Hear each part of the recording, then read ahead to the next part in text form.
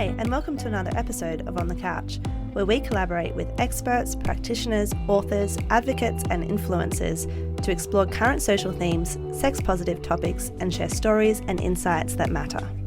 This podcast was recorded on Aboriginal country. We acknowledge the traditional custodians of the lands that were never ceded, on which we live, work, and record upon. We pay our respect to elders past and present, and to those who may be visiting our website or listening to our podcast today. While listening, we encourage you to practice good self-care. And of course, check the show notes for further information. Wherever you are, whatever you're doing, enjoy this episode of On the Couch. I'm here with Mai Nguyen. Hi, Mai. Hi, Maddy. Thanks for having me join today. It's such a pleasure to welcome you on the couch. And it's our first one for our 2026 season, for season 5. So it's great to have you here. Awesome. I'm also equally excited and nervous at the same time to be here. The first one of the year, I have that feeling as well, but we're in safe hands. We've got each other. We'll be absolutely fine. As with all of our episodes on the couch, I want to acknowledge the diversity of our listeners. As we work through some potentially triggering topics today, I want to start by saying that when we're reflecting on our own diverse personal and professional experiences, we may need to pause the episode and to step away and take a break. And that is absolutely okay. That is how we practice good self-care. So to our listeners, as you get comfortable in your own space, please do what you need to do and know that we've included references and links to support in the show notes, including past episodes, breaking down community care and collective holding. As you know, Mai, every season we have an episode dedicated to the trans experience. Last season, we hosted local drag stars Cherry Ripe, Roxy Horror, and Lawrence of Australia, and we unpacked drag as a performance and trans is an identity. Previous seasons, we were joined by Axel Nathaniel Rose, discussing trans health, medical consent, disability, and queer healthcare. We also had clinical nurse consultant Maggie Smith, who expanded on trans health is a human right. Actually, over the years, our very first On the Couch episode released was Understanding Transgender Lived Experience with TransHub. So we encourage our listeners to go back to some of these foundational conversations as we build on them more today. And in every episode, we use the concepts of fields of existence and coordinates of belonging. Lee from Co-Culture Communications talks about these concepts as a way of connecting with each other as we're beings with a field of activity made up of the stories we've been told, our ancestors that have existed, the land under our feet, and the places where we stand. And all of these form who we are in this moment as contextual beings. So Mai, how do you define and locate yourself, and what are your coordinates of belonging? Awesome. Thanks, Maddy. Before I do get into those points around how I identify and how I belong in the community, I would like to share that I am only one trans person. And so I'm really excited to be here today to kind of share my personal journey and experiences in the hopes that it will connect with some trans people in the community, but also acknowledging that it is one experience and we are a very diverse community and each person will have their own individual experience. Yeah. But in terms of who I am as a person, I was born and raised in Cabramatta, Fairfield, Liverpool in southwestern Sydney on Darug land. I'm currently living on Gadigal land. I'm a descendant of Vietnamese refugees who fled to Australia by boat after the Vietnam War. And I was raised in a very hardworking family, growing up in Vietnamese restaurants that my parents ran in Cabramatta. So I really owe it to my parents through the strength and resilience that they had throughout their migration and refugee experience, as I feel like that experience was really passed down to me in how I walk through the world today, and how I walk through the world as a trans person. I'm also really blessed to have a sister who growing up is also queer, which brought a lot of comfort during my youth and still very much does today. I'm a transgender woman who is also still on my personal daily journey in navigating, learning, and uncovering my transness.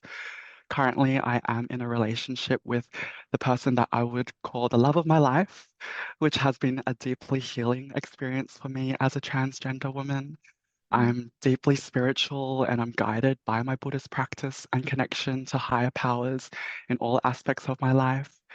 Professionally, I've worked in the public health sector for the last 8 years across various roles in NGOs and health organizations, primarily focused on LGBTQ plus, multicultural, and HIV and sexual health. Mhm. And in my personal practice, as a creative person, I'm also an artist, a performer, and a pole dancer. So I would say that these are the different points around where I would claim as my connections and Mm. areas of belonging. Yeah, thanks so much for sharing these coordinates and I guess these yearnings with us. I know our listeners will be really keen to hear more and connect with your story throughout this episode. I also have loved learning more about you in the planning of this episode. We've been able to have meetings as we've put this episode together, and it's been really nice to reconnect with you after all of these years and to see where we are now in our careers, but also in our personal growth. It's really cool, and it's been a real privilege to have this episode as, I guess, a way of bringing us together again. It's been Yeah, lovely. yeah, and I think for the listeners as well, like me and Mm. Maddie, we actually met about, I think, 7 or 8 years Yeah. ago at the start of my career in this sector. And Mm. it was a very different time, Yeah. and I looked very different as well. So it has been nice reconnecting with you today as Yes. well. I mean, I was blonde, so I mean, big changes for me over here as well. And Um, I changed my gender, so yeah. Yes, it's been really cool, and I've had the honor of hearing parts of your story as we're planning this episode together. And I really love how you talk with so much respect and empathy about your experience, in particular with your Vietnamese refugee parents. Can you walk our listeners through this and how your connection with Vietnamese culture and Buddhism has been a catalyst for bringing your family along in seeing you and your transness? Yeah. So navigating my transness with my parents has been a journey that's taken over 10 years. Mm. When I first explored my gender diversity, I was exploring it as a non-binary person in my early 20s. And during this time, there was really no language or points of reference that I could use to help my parents understand what the heck I was talking about when I was Mm. trying to explain my gender experience. A lot of the concepts and the words that I had at the time were very rooted in Western framings of transness. And I would even go on to say that a lot of the jargon we use to talk about transness in the Western context comes from like discussions around gender theory and are often used in very quote unquote educated spaces. And this was very disconnecting for my parents who came from a Vietnamese background, speaks English as an additional language, and also didn't have opportunities to finish their education and finish high school and go to uni. So when I spoke about my trans experience, it didn't resonate with them. And growing up, I actually grew up in a religious and spiritual household. My mother is a very passionate and practicing Buddhist, and my dad is also a Catholic. So I was raised between spiritualities as well, going to Catholic school on weekdays, but then going to Buddhist temple on weekends. And over the years, I learned a lot in Buddhism about Wang So Wang many of you might know her as Guan Yin in Chinese. Mhm. She's a bodhisattva of compassion, and the story behind her is that she basically deferred enlightenment to remain on earth to help others reach their enlightenment. And within the context of Buddhism, she represents compassion, love, mercy, and also helping others. And one of my favorite depictions of her is a picture of her with 1,000 arms, because mum always said growing up that each one of those arms was an arm that was helping one other person. Mhm. And so within the Buddhist tradition growing up, my mum always said that one is able to appear in everybody's life in different forms, as any gender, as any creature, any person that will help you in your time of need. And even throughout the Buddhist tradition, when Buddhism originated in South Asia around India, Nepal, Tibet, she was actually represented as male. And Mm. as the Buddhist tradition moved eastward, her representation became female. So hearing these stories about the ways that she took on different genders, I was like, oh my gosh, this is actually a point of reference that I could Mm, connect with to my mum. And so it was one kitchen counter conversation where I was like, hey mum, you know Wang and how you taught me that she could take many different genders and forms. Well, that's basically what my personal experience of gender diversity has looked like. And it made her realize, oh my gosh, like I kind of get what my child is talking about. And this transness, it's actually intertwined in my culture and my spirituality. And I think it started to soften her heart to be more open to having these conversations with me. For my mm, dad, it was a very different journey. So he had a lot more challenges in accepting my queerness. And I think that comes from his lived experience of being Catholic. And when I was 18, I was actually kicked out of home for being queer, and we actually didn't speak for a very long time. And during this time, I didn't know this until much later, but my dad actually spent years connecting with the neighbors across the road, mhm, which really helped with our relationship because the neighbors across the road are a Cambodian family and they have a gay brother. And they shared with my dad about the difficulties that they experienced with their elderly parents, where they didn't accept their gay son for many years and didn't talk to each other. And they spoke about how they lost so many years in their relationship. Um, Eventually, those neighbors' parents found a way to love and accept their son, and they even attended their son's wedding with their husband. And I think for my dad, connecting with these neighbors and hearing this story, it was actually a powerful moment that was a transformative mm, experience for him to find acceptance and love in me because it demonstrated the power of connecting with peers from similar cultures, who are similar age groups as my father, who had similar lived experiences. And mm, if they could say that they could accept their queer family member, then so can he.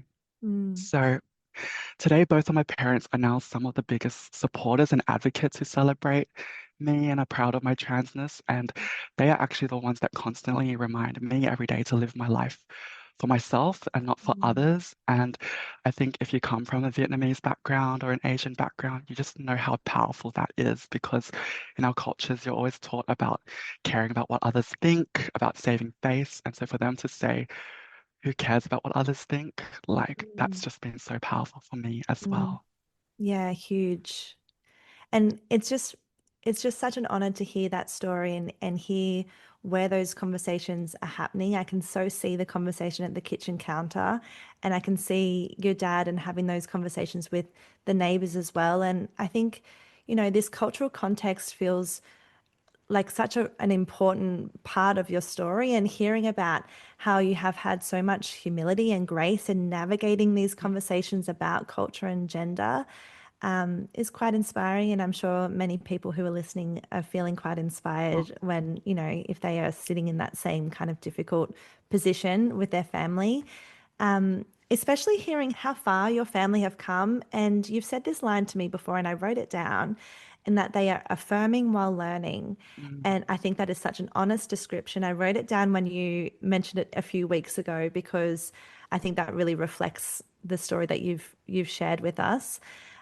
I've heard many trans people talk about how misgendering can still happen within a community of allies. Sophie talks about it in our episode with Trans Hub and how the best thing to do if you have misgendered someone is to apologize, correct yourself, move on quickly and gracefully without making it a whole thing. In our episode with Maggie Smith, they talk about misgendering and being called the wrong name in the health system and in a hospital context. And Maggie's recommendation was if you feel up to it, put in a complaint into the system, drive change. Maggie also speaks to the workers who wear pronoun badges. It's not tokenistic, it's a visual sign that you are safe with them. And I remember chatting earlier in the year about a real gap in cultural diversity needs not being met in trans stories in Australia and the strength of tapping into these culture conversations. Mai, can you expand a little more on how you approach these conversations about transness and culture with compassion when working with community? mm.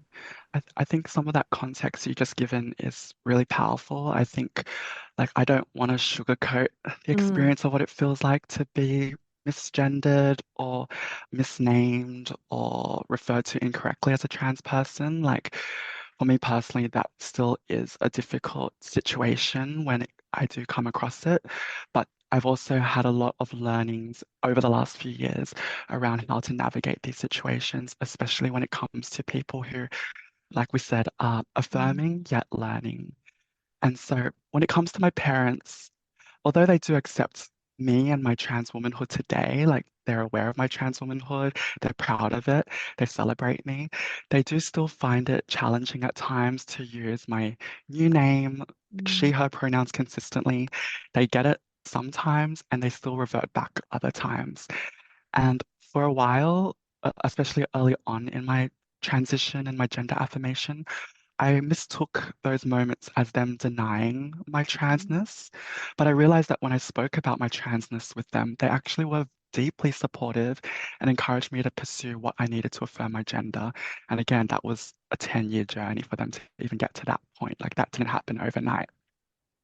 And although it does take more energy for myself to bear those moments of the misgendering, I realized that it took me over 20 years to love and accept and understand my transness and find the right language.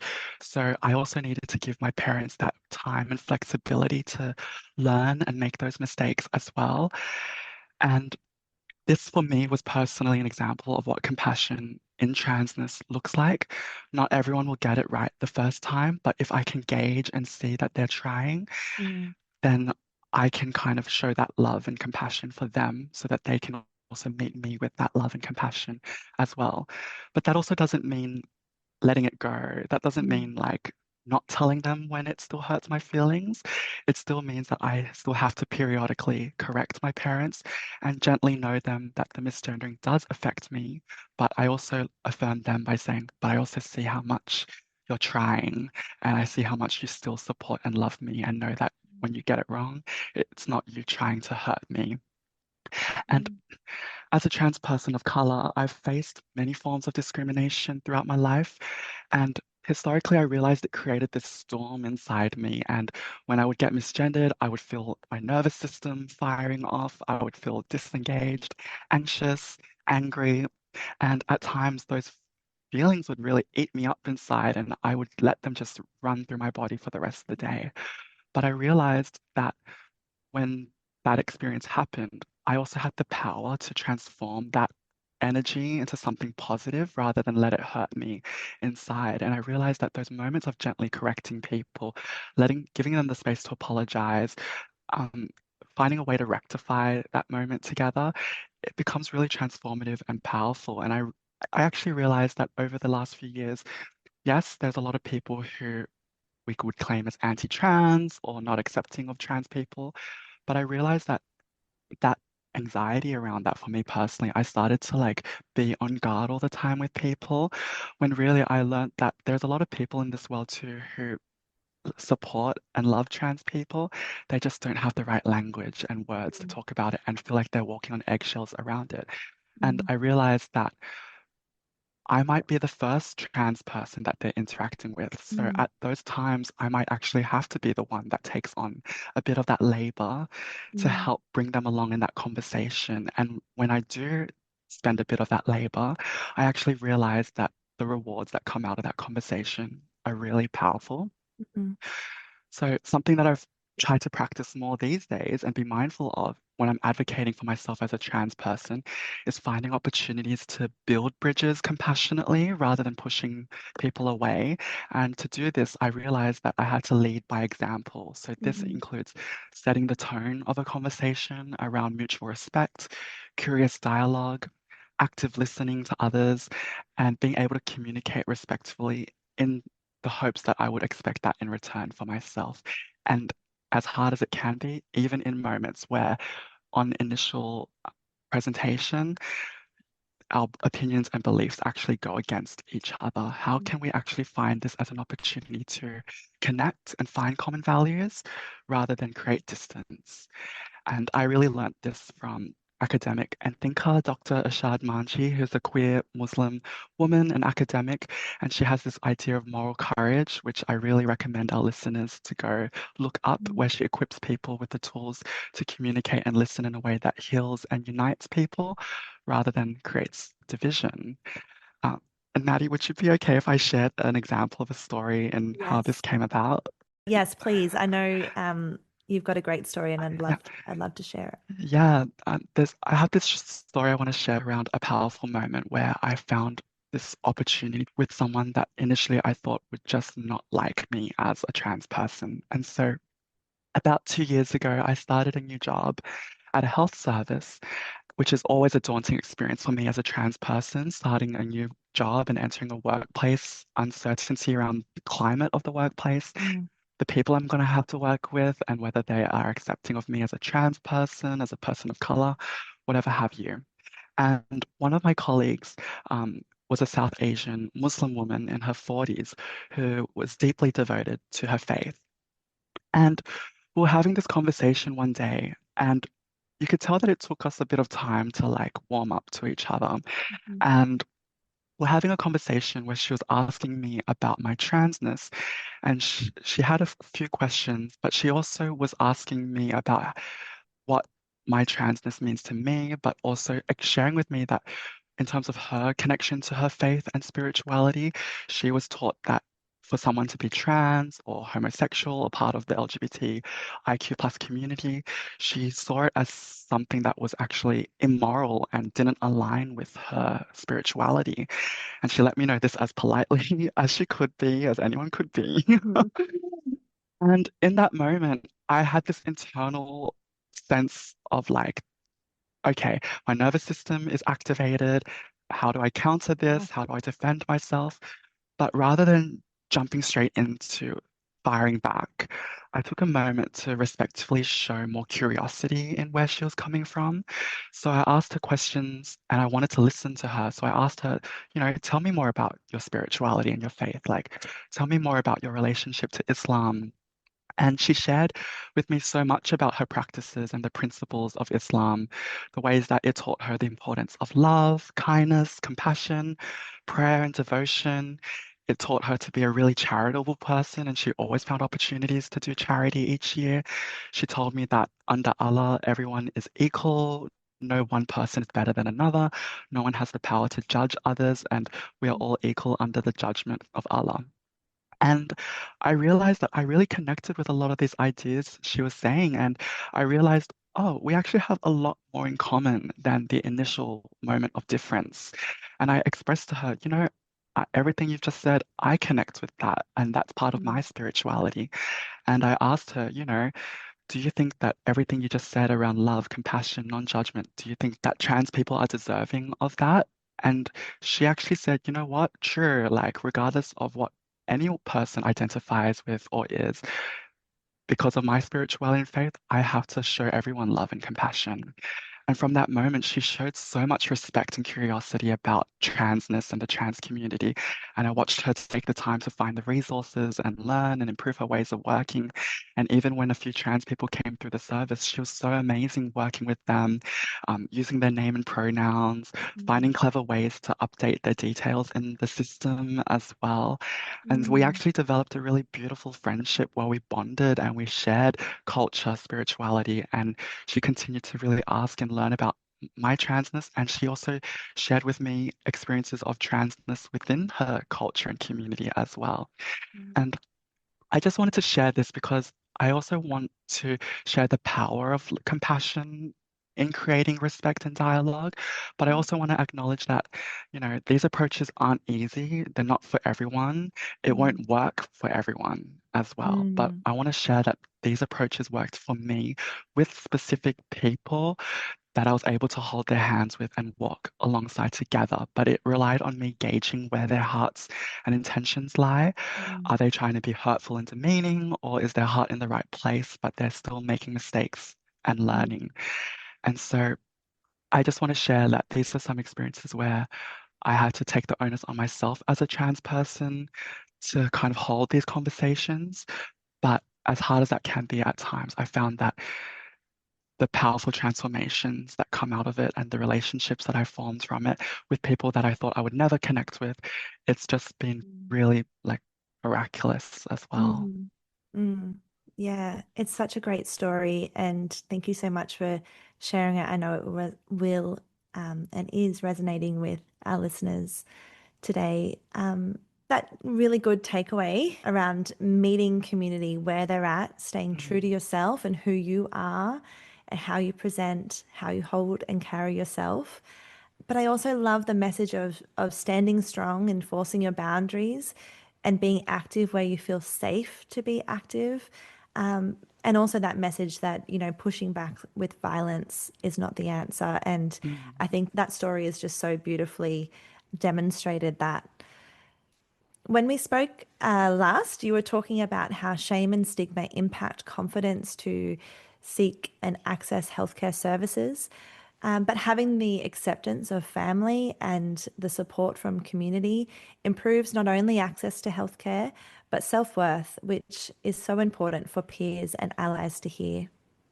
Yeah, that's right. And Mm, so, from my personal experience, I had to navigate a lot of shame and stigma within myself as well. And mhm, that was a massive barrier to being able to access healthcare or live my life authentically as a trans woman. And so, for many years, when I was living my life as a non-binary or gender fluid person in my early 20s, I was presenting both feminine sometimes and more boyish other times. mhm, And although I knew my femininity and womanhood was something that I truly wanted to embrace, I didn't have that confidence or safety, especially after the trauma of experiencing that violence at home as a teenager, mhm, to really grasp and hold that experience.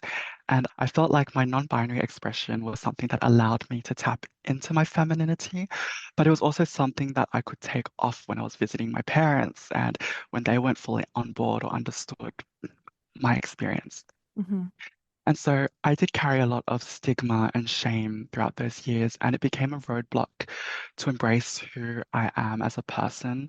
And for many years, I even thought about wanting to start feminizing hormone treatments for like 5 years throughout my 20s on and off. But I was too afraid because of what my parents would think or if they would even accept me. But once my parents fully accepted me in very, very recent years, I would say in the last 2, 3 years, it really gave me the confidence to pursue medical affirmation. And they even called me before my first doctor's appointment to tell me how much they love and support me to go for what I want to go for and do mhm, what I need to do to feel good as a trans person. And that experience was ultimately life-changing because it gave me mhm, the strength to fully embrace my womanhood and authentically access the health services I needed as well. mhm, Because, like I said earlier, I used to always worry about what others would think about my transness, which deterred me to be confident in accessing health services. It deterred me from connecting with other people, like family members and extended family. mhm, But honestly, I think the powerful and most like life-changing turning point was the moment my parents said, "We accept you and we mhm, love you," because I realized that no, nobody else's opinions mattered at that point because it didn't matter to them. And I think that cultural weight, that family weight was finally lifted from my shoulders. mhm, And I felt like I was able to finally walk through life with my head held high as a trans woman. And this experience really showed me how important family and community acceptance is for trans people. And that's why when we do the work that we do across the sector, when we develop health or social programs, campaigns, and advocacy, I think it's so important that we develop programs and campaigns that connect with trans people's families. And especially for trans people of color who haven't been as represented in these programs and these campaigns, mhm, making sure that this work also resonates with communities from culturally diverse backgrounds as well. Because the idea of cutting them out just mhm. doesn't work, and we need to bring people along and bring people in.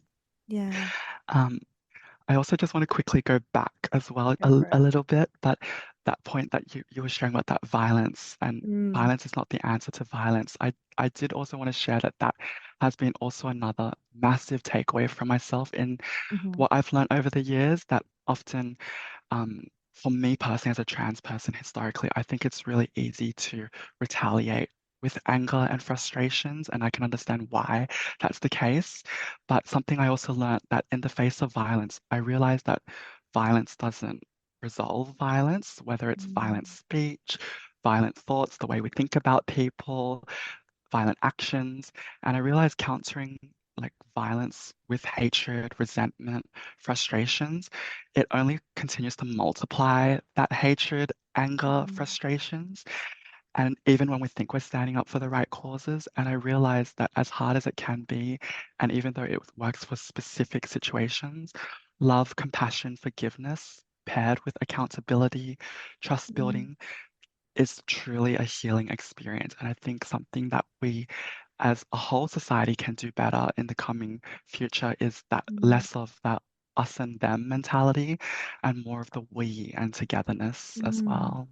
Yeah, that's beautiful. Thank you so much, Mai. And I think, your story around accessing healthcare services as well, and I guess having the acceptance from family and support from community really demonstrates how important allyship is and the very real impact that it has on our trans friends and community members. And I think, when we're going about our work and our lives, we need to remember that those moments really do have that impact and can make such a change to somebody's life. So yeah, thank you so much for sharing that and also jumping in around the messages that you have that you're wanting to put out in this episode as well. So thank you.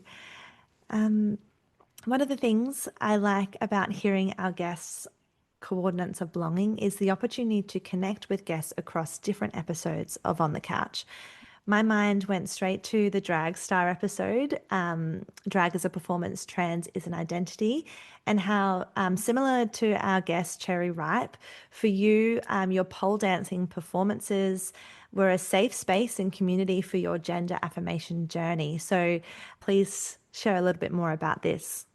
Yeah, so I actually started my pole dancing journey when I was 23, and I'll be turning 30 in April. So that was about 7 years ago.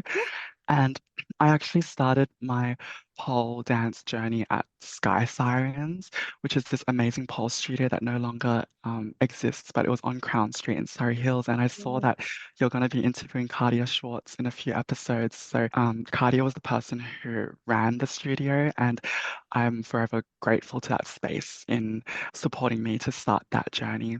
Mm, So I actually fell in love with pole dancing immediately because it was this physical activity that required strength, flexibility, stamina, which I really wanted to build. Also, it requires you to like have an ability to really endure pain as well. And yet it's so beautiful, feminine, graceful, and it really helped me find a way to present myself more femininely in my body as a trans person and to look after it.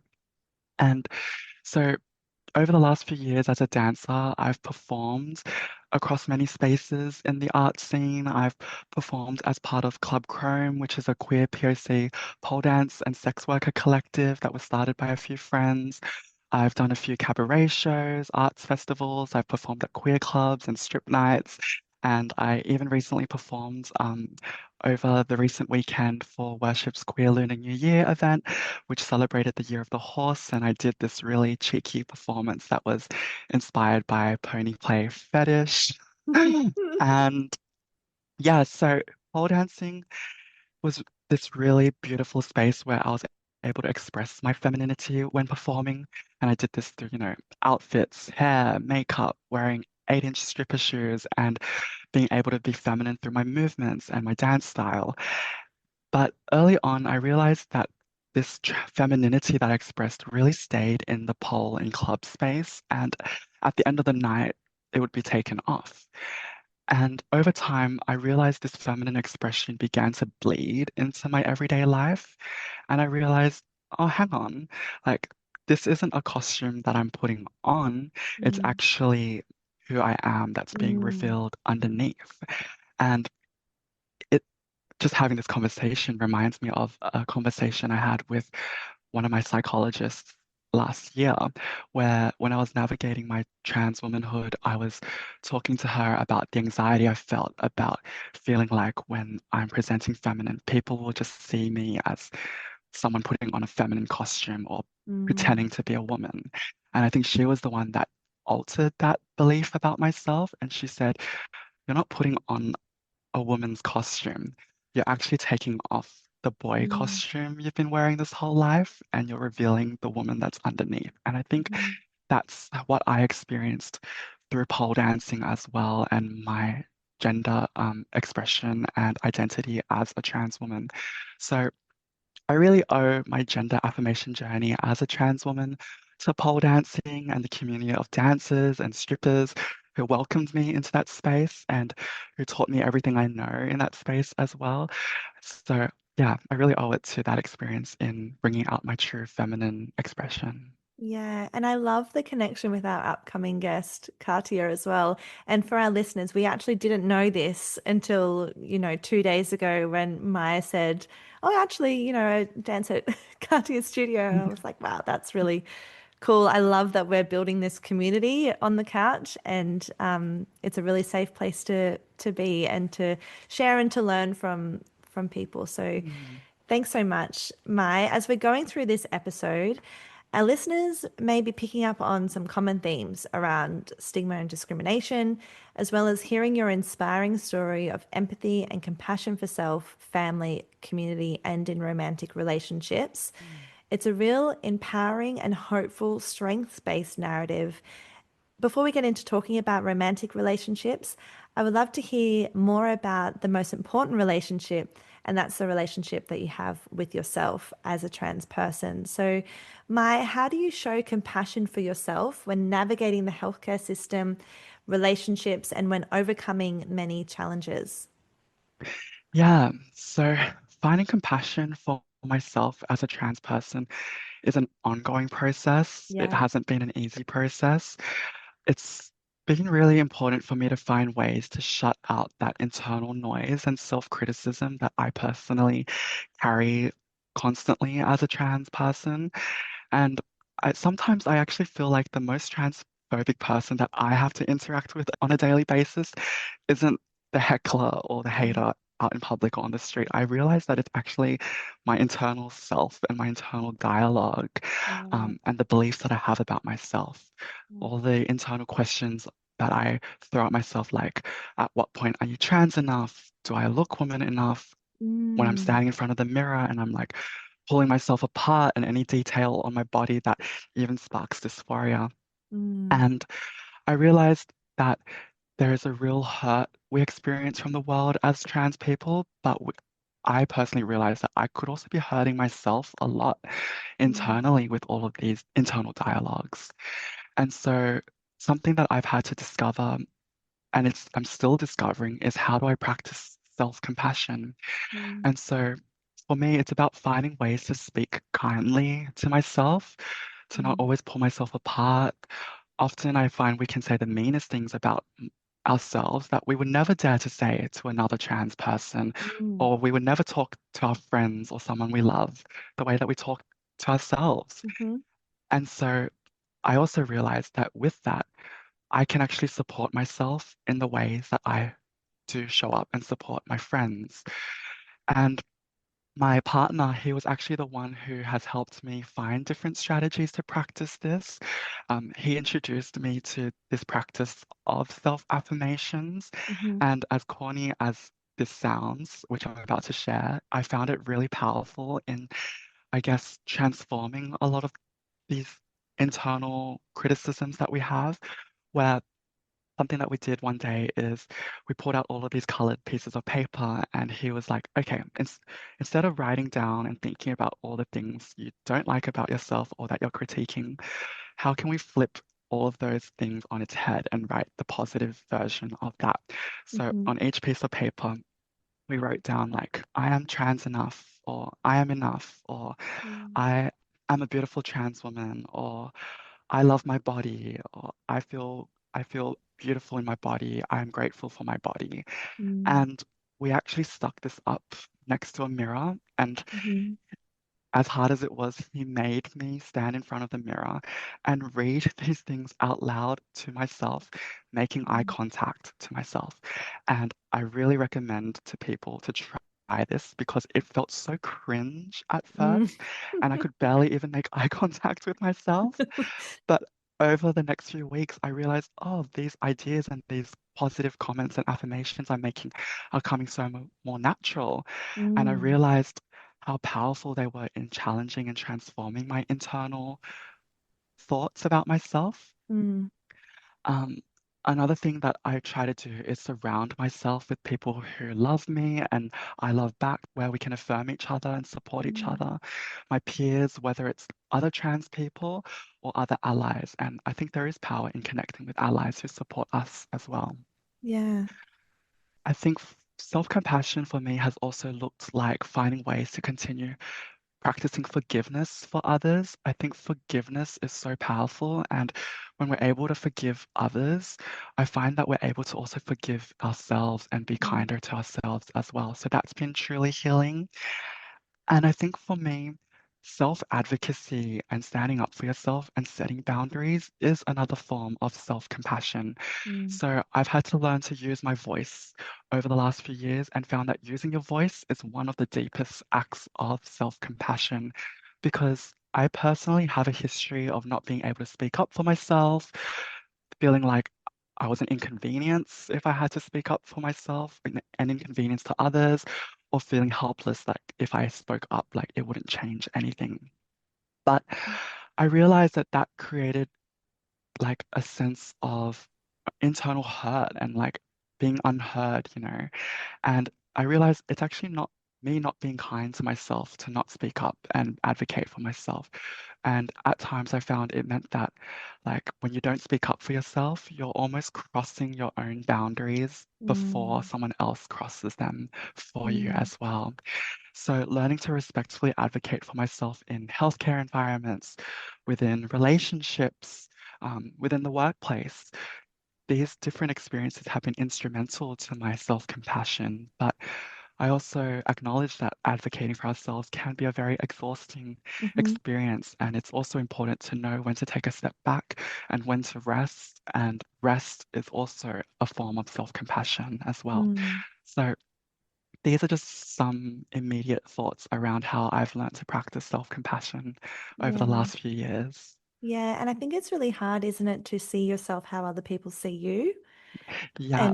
And I think that's what I'm hearing when you're sharing your story. And I think it's something that we can all be a little bit better at, or we can practice a little bit more, is having that self-compassion and that kindness. And it might feel cringe having to tell yourself that you're great. But eventually you will believe it, and Yeah, it takes time, and not feeling like you have to rush it. It's not just one moment, it's this consistency of the practice of self-compassion. that's right. And I think that word practice is really important because Yeah, it's not linear. And I'm not saying that I don't have my bad days of either. course. And Yeah.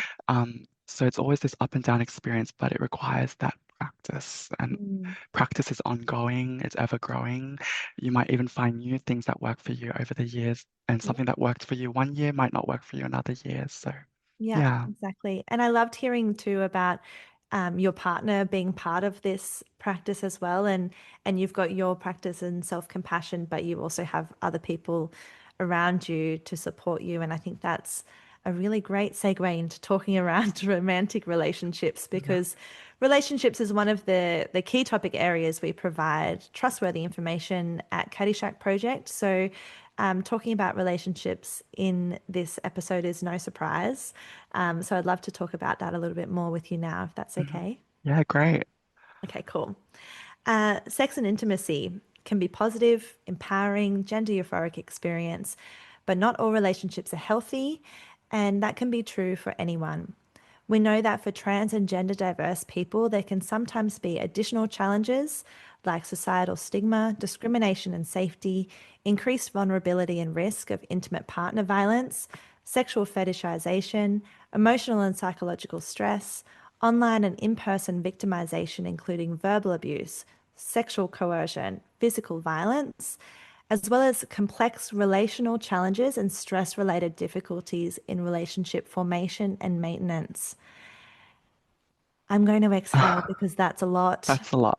That's a lot, and it's a lot to read out, and I had to read it because I didn't want to miss anything, and there's Yeah. probably a lot more that I have missed. Mm, It's a lot, and I think it's really important that we acknowledge the challenges and the stresses in relational context for trans and gender diverse people mm, and actually take some time to reflect on this as we, as allies, continue to advocate and be active bystanders for our trans friends and gender diverse community. Whether a trans person looking for support or an active ally, it's important to know what services are available. Mai, can you talk us through your thoughts around these challenges and your recommendations for support? Yeah, so that was a lot to It's a lot. listen to. They're very Mm, harsh realities for trans people's experiences as well. And on a personal note, like I do connect to a lot of those experiences. mhm, And without going into the nitty-gritty details, like I have had lived experience of like domestic family violence throughout my whole life. I've experienced intimate partner violence. I've been a survivor. I've been in abusive relationships, sexual coercion, violence, mm, street-based harassment, stalking, all of it, you name it.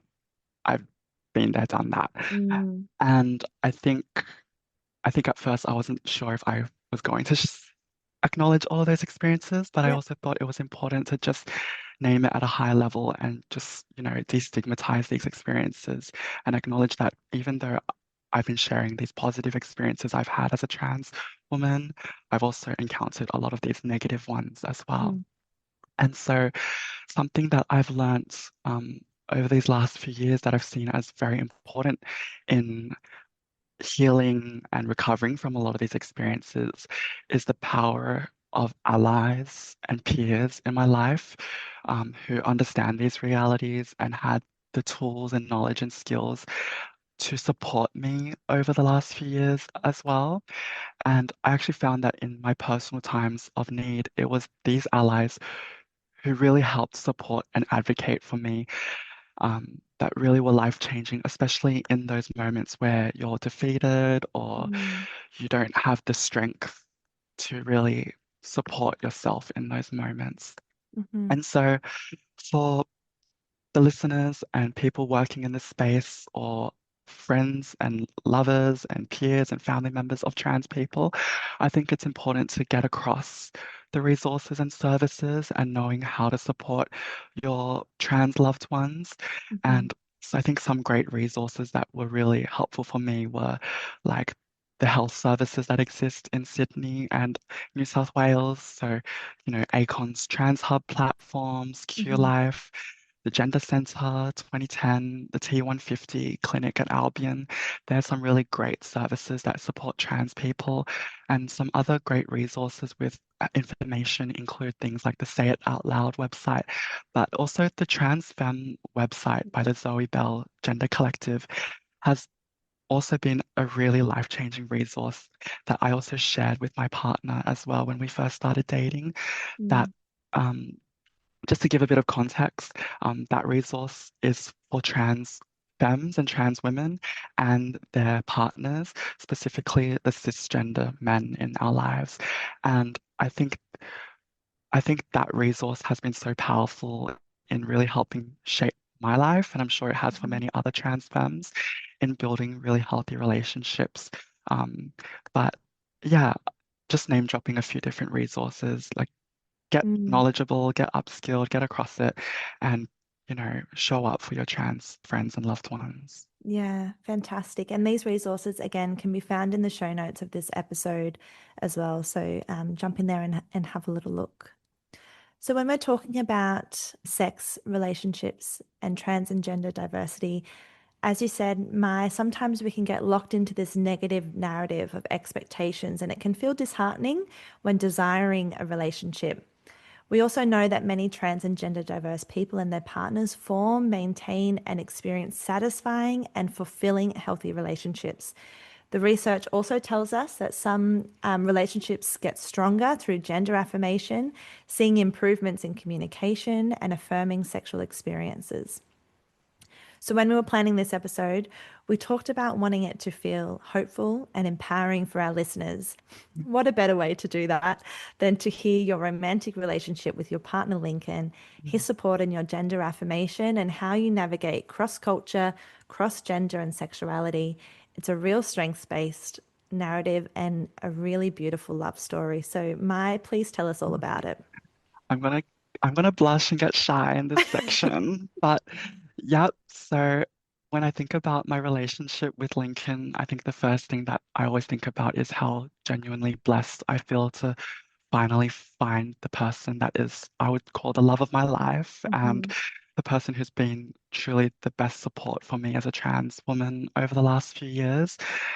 And the funny thing is that I think neither of us saw this relationship coming, and it completely caught us both off guard. But we always felt like there was something pulling us closer towards each other and something that Mhm. felt really bigger than the both of us. And so at the time when both of us first met, we were both in such a vulnerable and transformative space in both of our lives. So I was personally grappling with my identity as a trans woman, and Lincoln was only 1 year out of prison as well. So surprisingly, even though Lincoln is a cisgender man, I found that he's been one of the most affirming and supportive people in my life as a trans woman, which I totally would never have expected from a cisgender man.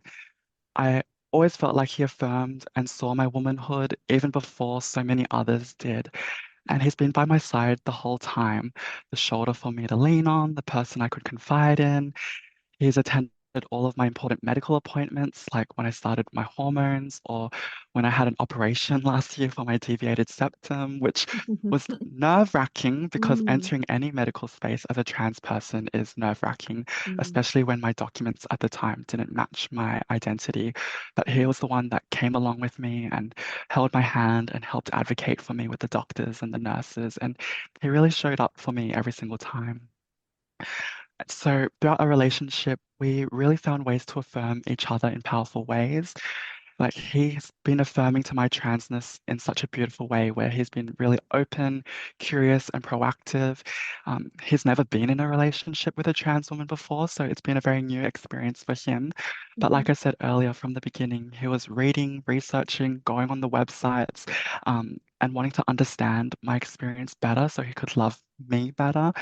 And I also had to do a lot of learning myself and find ways to affirm him around his experience of incarceration and holding that with love and care rather than shame or judgment or perceived shame and judgment as well. And what's been beautiful in our relationship is the ways that we support each other through our spirituality as well. So he has his own personal relationship with God, and I have my personal relationship with Buddhism. And this has been really healing because I have carried religious trauma in my youth as well, especially as a child going to an all boys Catholic school as a kid. So that was not the best time for me. But witnessing Lincoln's healthy and loving relationship with the higher power Mhm. has actually been a really healing experience for me as well. And we actually bond over our shared values in our spiritualities and those shared values of compassion, love, forgiveness, interconnectedness. So we actually find ways to connect and hold each other accountable to these principles and practice our spiritualities together, even though we follow different spiritualities. And of course, we have had to navigate our differences in our relationship as well. Like we're a trans cis couple relationship. We come from different cultural backgrounds. We have an age gap. We've lived very different lives. But it also really surprised us how even across our differences, there were so many shared values and experiences we actually hold. So, for Mm. example, my experience of being trans and his experience of incarceration, on the surface, there's such different experiences. Like, what would a transgender woman and a man who's been incarcerated can even connect on? Like, what do they have in common? But underneath that, we found so many shared experiences and shared anxieties about safety safety, belonging, being misunderstood by the people around us. We developed resilience and confidence to find ourselves.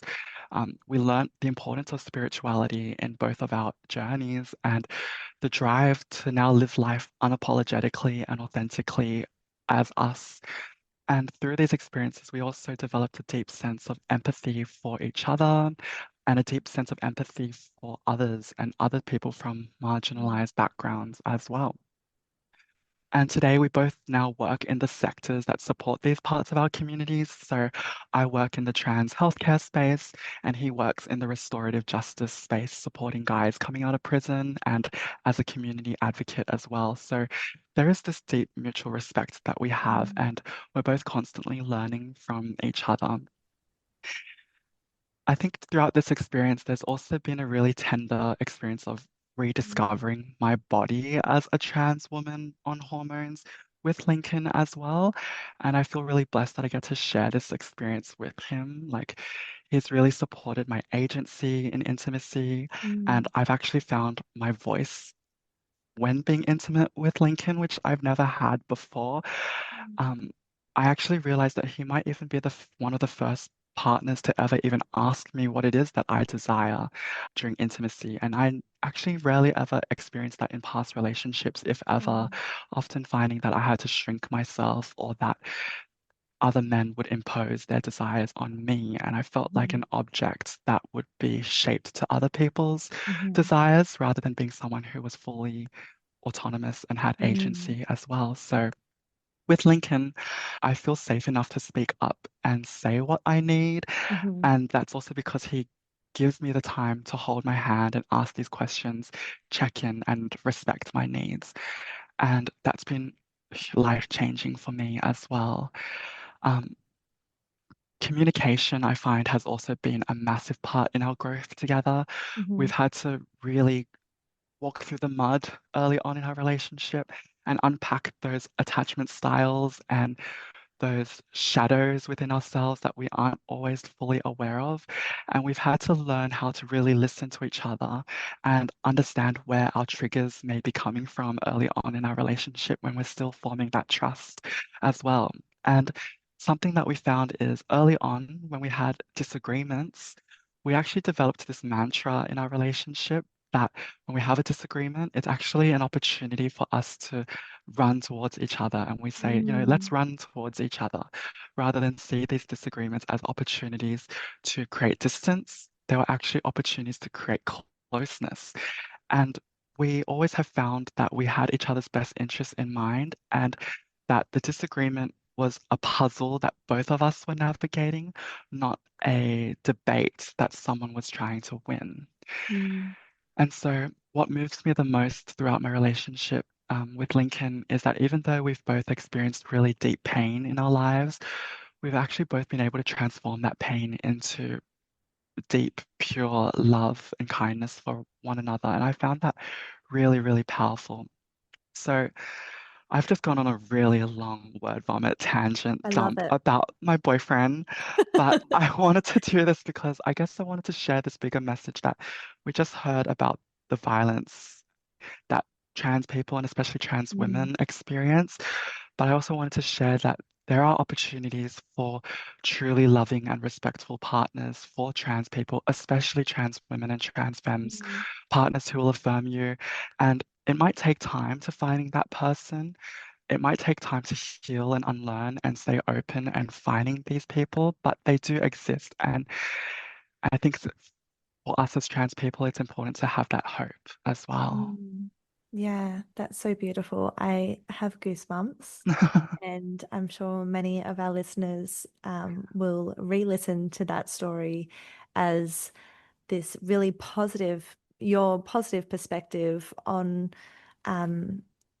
on your experience and also, your vulnerability and your honesty and just how real you've been in today's conversation. So thank you so much. I think your story really shows how when someone is respected and has positive experiences in their relationship and negotiating consent, the more likely they are to experience gender euphoria in sex, intimacy, and relationships. So, um, Thank you again so much for joining us. Before we sign off today, I want to leave some space for you, Mai, to share any final thoughts for our listeners, to continue to engage in this conversation with compassion and respect. There are so many fantastic key messages that you shared throughout this episode in your story, but I want to just hand it over to you with the final word. Thanks, Mai. Yeah, I guess I wanted to end this podcast on the note that compassion is truly a powerful force in our lives. And I wanted to share this Buddhist imagery that Mm. really stuck with me throughout my life that my mum shared with me growing up. And it's the image of the lotus flower. For our listeners who aren't aware, the lotus flower is this really beautiful flower that grows in water, but it requires mud and the muddiest water to grow. And so in Buddhist philosophy, the mud represents suffering, anger, resentment, fears, and all of the messy parts of our lives and what it means to be a human, while the lotus flower symbolizes compassion, love, self-reflection, and beauty.